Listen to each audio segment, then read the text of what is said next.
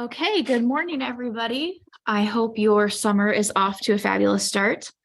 Thank you for joining me. Please share where you are coming from in the chat. And welcome to the session, Building a Philanthropic Spirit Within Your Students.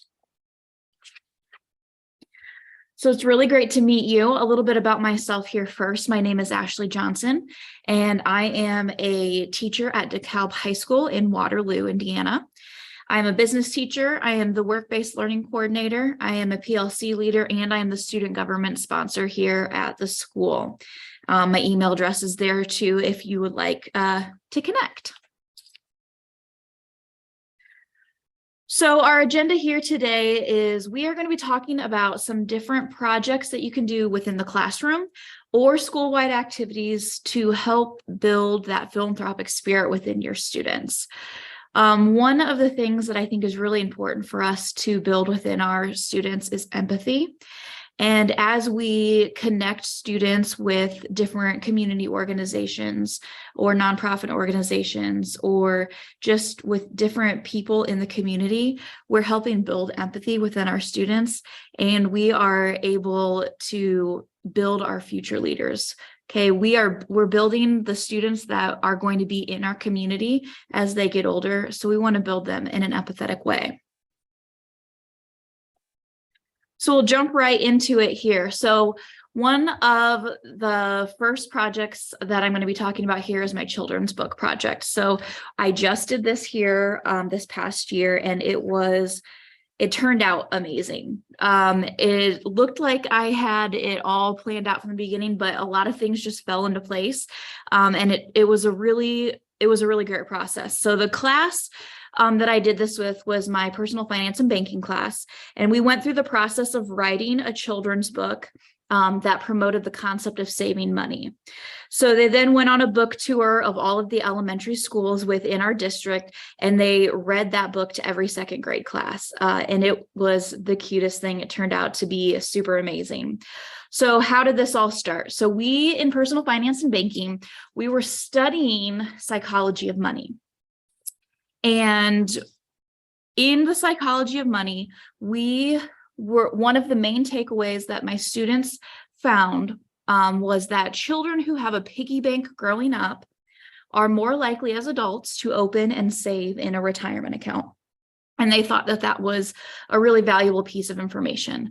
So we kind of discussed, well, what can we do with that piece of information? How can we use that to better prepare our young people as they grow up? So we came up with the idea of writing this children's book about a little boy who received a piggy bank for a birthday present. And we decided that we wanted to take that book and we wanted to read it to an elementary school class, and we wanted to give each of them a piggy bank. So our first idea was just to go to one elementary school classroom, read the book to them, give them piggy banks. But it kind of exploded fast because some people got word about what we were doing and they wanted to help out with us. So we progressed in an amazing way with this. So one of the first things we did was we teamed up with the creative writing class here at the high school. So we went interdisciplinary with this, teamed up with one of the English teachers, and we did a peer review on the book that my students wrote. So students made revisions, they evaluated the different writings and concepts and decided with the creative writing class that this book would be best suited for second graders. So we decided at that point that it was going to be a second grade class that we were going to go read to. Well, word got out about our project, and we had a member of the community that wanted to be involved with this as well. So they wanted us not to only go to one second grade classroom, but all of the second grade classrooms within our district. So he gave us the funding to print the books, so a way we could leave a copy of the book in each of the classrooms that we went to. He also gave us the funding to get 300 piggy banks so that every second grader that we visited was able to go home with a piggy bank. So with this partnership, we were able to plan a book tour. We took a bus to each of the 4 elementary schools within our district, and we visited every second grade classroom that day. We had matching t-shirts made for our book tour. My students read the story to each of the classrooms. We discussed if the second graders have ever saved money for something, or if they're currently trying to save money for something. And then we gave them their piggy banks to help them and explain to them how it was a tool to help them to save money. And it was an amazing experience. So we did have a little video that we made of our book tour. And whoa, get rid of that. Okay, I'm going to play that for you now so you can see a little bit of a highlight of what we did within our book tour.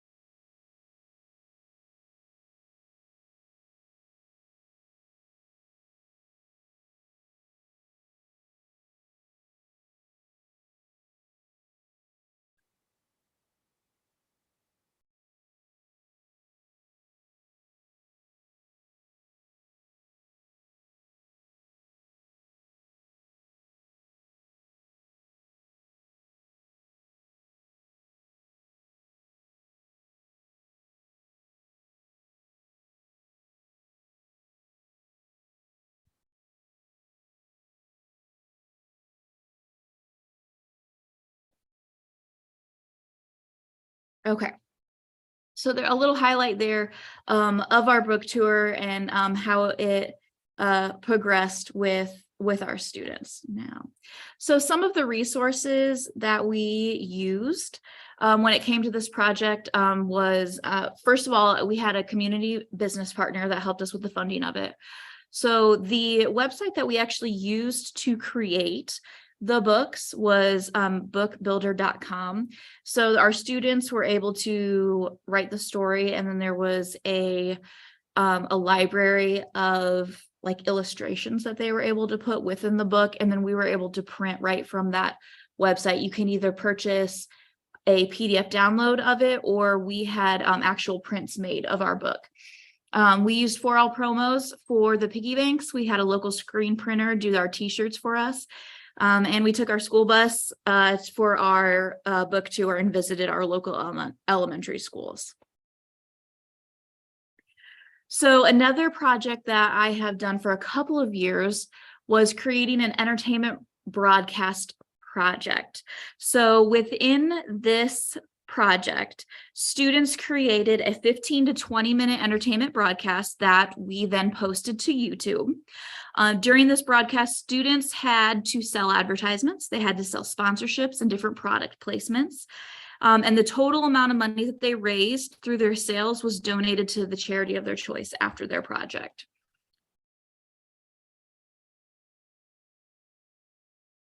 Okay, there. So go back. So how it started. So I did this project with my marketing class. I've also done it with my sports and entertainment marketing class. And we did this when we were studying product placement and advertising. And our main takeaway when it came to this project was that product placement and advertisement are important fundraising avenues when it comes to movies, books, or movies, shows, YouTube videos. They help fund the actual project that's going on. So we used an organization to help us out with this project. It was really great working with them, called Reach and Teach. And you can check them out online if this is something that you're interested in. So they have project lessons and a contest already set up on their website. It's free to use. And you can go to their website, which is reachandteach.rocks, and get information on it's called the Campus Tour Project.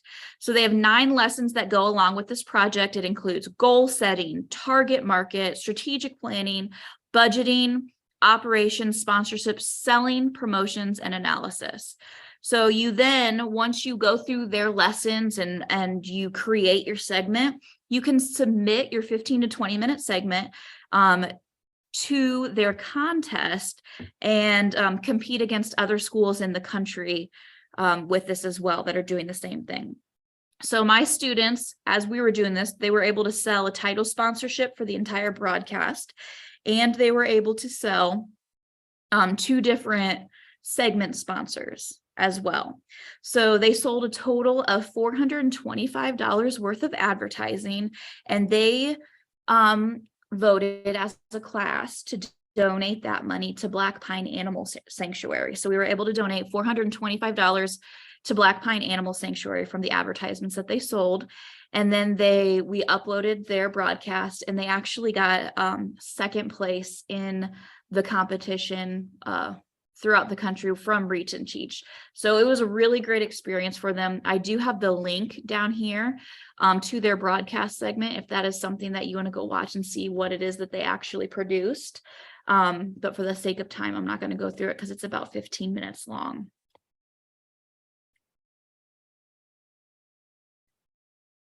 So with our entertainment broadcast, some of the resources that we use, again, like I said, reachandteach.rocks/campus tour, that has the contest and all of the resources for lessons for you. And again, it is absolutely free, and they were a wonderful organization to work with. We did use community businesses. Our students went out and sold advertisements to our community businesses. Our nonprofit partner was Black Pine Animal Sanctuary. So the students knew that the more advertisement they sold, the more money they were able to donate to Black Pine Animal Sanctuary. So that helps to motivate them. And then we also used the school social media, local newspapers to promote our entertainment broadcast and get people to watch it. Because part of the scoring when it came to the contest part of it for Reach and Teach was how many views you got on YouTube. So then we had to promote the broadcast and try to get as many views as possible.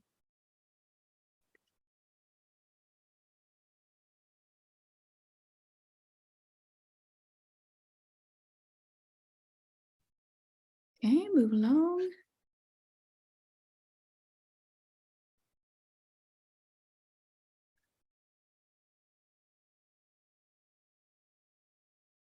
My apologies. I don't know why it's not moving.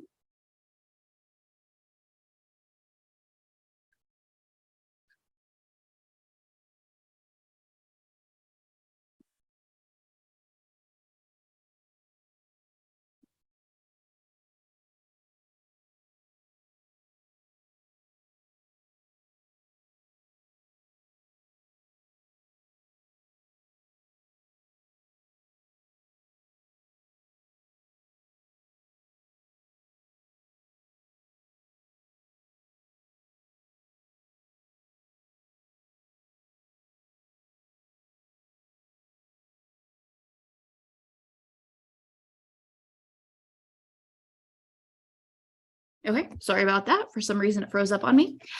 Okay, so the next project that I have here are what I call innovation collaborations, or I call them student innovation nights. And I've been doing these for about 3 years now. And I do mine as like an extracurricular activity that's outside of school, and it's at a different location. So we use like a community partner for their location. This could easily, however, though, be adapted to be an in-class activity with your students. So what we do is, so for mine, students come and they get pizza. We invite a nonprofit organization to join us, and they tell us about themselves and a problem or situation that they may be facing that they need help solving. So our students then help to solve that for them. So this, again, is for all of my business classes. We use it for problem solving, building our problem solving skills and productivity. And our main takeaway here is, how can I use my resources to help a nonprofit organization in my community? And this, again, I use it as an evening activity. Students get extra credit, they get pizza, they can win some prizes, but it can also easily be adapted to be an in the classroom type of activity as well. So student innovation nights, like I said, we invite a nonprofit organization. They come and they tell us and educate the students about their organization, and then they give us a problem that they're facing. So whether it's how do we get more young people involved, or how do we let more people know that we exist. One of them was like, we've been here for 20 years, but no one knows, who we are or what we do. So they pose their problem or their question to the students, and then the students get broken up into teams, and they spend 30 to 40 minutes coming up to solutions that could help that problem that local nonprofit has posed to them.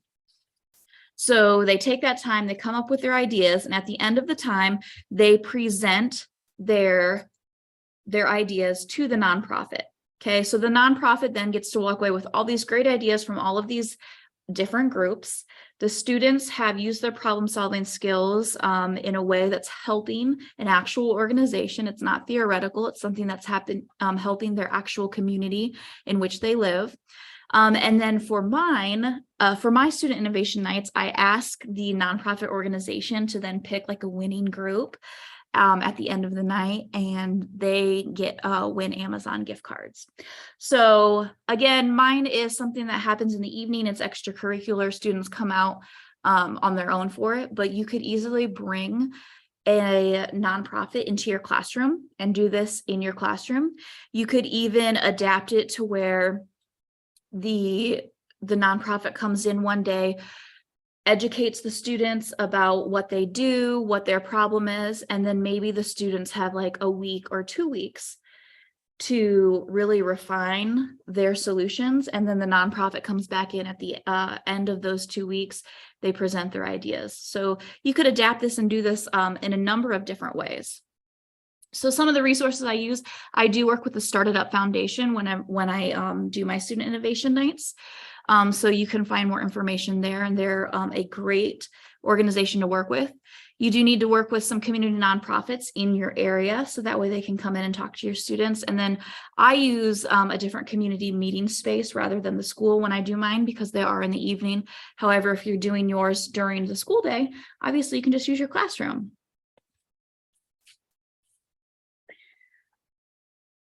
All right, so I also teach entrepreneurship. Okay, and it is one of my favorite classes to teach. So within my entrepreneurship classroom, my students are set out to build real businesses. So they start with problems and passions that they have, and they build real businesses throughout the year. So at the end of the year, they have a functioning business. The majority of my students have sales, and it's a great project. We do talk about how we need to focus on passions.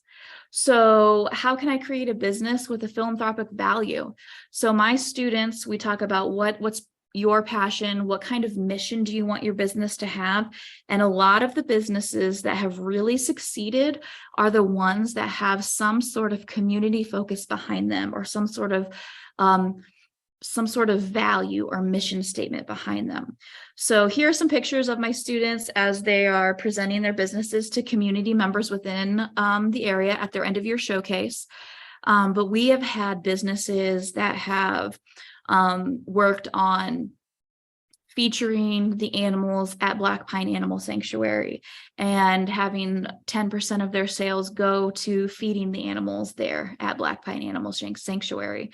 We have had students that have wanted to build awareness on recycling, and to do that in a new and innovative way. So they take things that people once would just throw away, and they like upcycle them and sell them, their new creations.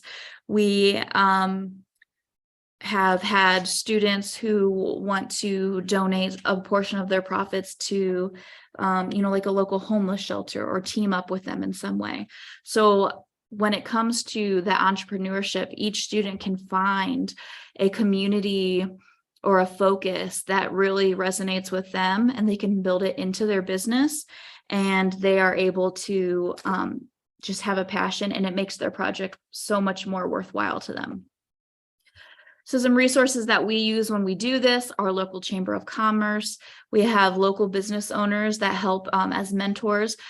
We also do work with Innovate Within and RISE, which is Raising the Region, because there are some different competitions and events that students can go to and present their businesses within those two organizations as well, and really gets them out there across the state to show what they've been working on. Okay, so those 4 things are things that I do in my classroom. So I mentioned at the beginning that I am also the student government sponsor. So I have my student council kiddos, and I have a co-sponsor. And this past year, we decided we really wanted to focus our student government kiddos on some community aspects. So one of my favorite things that we did this year was we changed homecoming a little bit. Okay, so we had homecoming for a cause. And for homecoming for a cause, the entire school, for the week of homecoming, we raised money in different ways. And our homecoming nominees kind of ran on a platform for a local nonprofit organization in our area. So basically saying, if I win, the money that we raise this week will go to X, Y, and Z nonprofit organization. So we had 4 girls that were nominated for Queen, 4 boys that were nominated for King. They each ran on a different platform saying, if I win, the money that we raise will go to this this certain organization. So that way, when our students were voting for Homecoming King and Queen, it was more than just a popularity contest. They were not voting for just the person, but they were voting for where they were wanting to donate their money to as well. So they were voting for their platform too. So all in all, during that week, we raised over $3,600, and our Queen was able to donate half of that to her organization, and our King was able to donate half of that to his organization. And we were able to present checks at the end of the week at the homecoming game to those organizations. We called them and had them there for the money that we were able to donate. Some of the things that we did for activities throughout the week to raise money included t-shirt sales. We had like freshman shirts, sophomore shirts, junior shirts, senior shirts for homecoming. So we had t-shirt sales for those. We did a homeroom trivia contest. We had a hat day. We had a powder puff game and bonfire. We had a dunk tank where we had teachers in the dunk tank, and students were able to dunk them. So it was a lot of fun. I was very pleased that we were able to raise over $3,600. And then that was split between the 2 different organizations picked by our King and our Queen. So that was really great, and a great way to get the entire school involved in that project. And then our student government, in the month of October, we did what we call reverse trick or treat. So in our district, we have 4 elementary schools. So every Friday in the month of October, we visited a different elementary school. Our high school student government kiddos dressed up, and we went and delivered Halloween treats to the kids in that school. So every Friday we visited a different school. It was during our homeroom time, and we dressed up and we went and delivered treats to every kid in that school. And we ended up delivering treats to every kid in the district in the elementary schools. And that was a lot of fun. It was a great way to connect our high school kids to our elementary kids. And it was a blast. So you need to fill out this form here for your PGP points. I would love to connect with any of you as well. You can find me on all of the different platforms of social media. It was great talking with you guys, and I hope we connect soon.